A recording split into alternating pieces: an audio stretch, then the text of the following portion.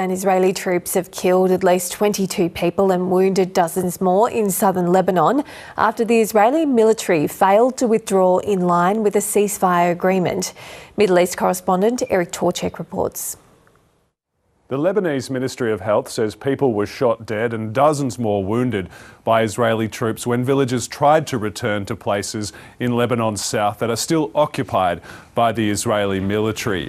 Videos showed people approaching Israeli positions, including Israeli tanks. Some were holding Hezbollah flags, and photos of Hezbollah members killed by Israel during the war that Israel and Hezbollah fought for nearly 14 months, the one that was brought to an end by a ceasefire on November 27.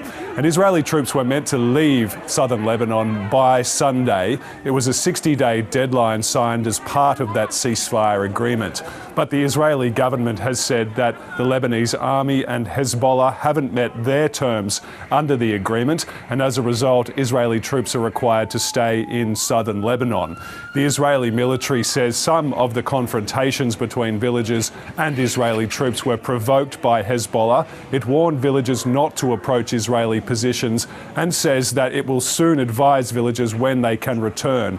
It's unclear how long Israeli troops are going to remain in southern Lebanon, and it depends, the Israeli government says, on when the Lebanese army fully deploys in the south and when Israel is satisfied that there are no longer any Hezbollah fighters or weapons in that border area.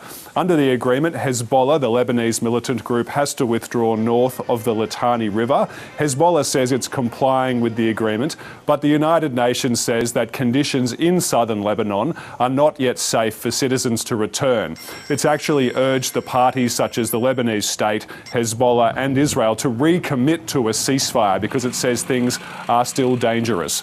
Lebanon's president says he's following up on this issue, on these problems, and says that Lebanon needs to restore its territorial integrity and sovereignty.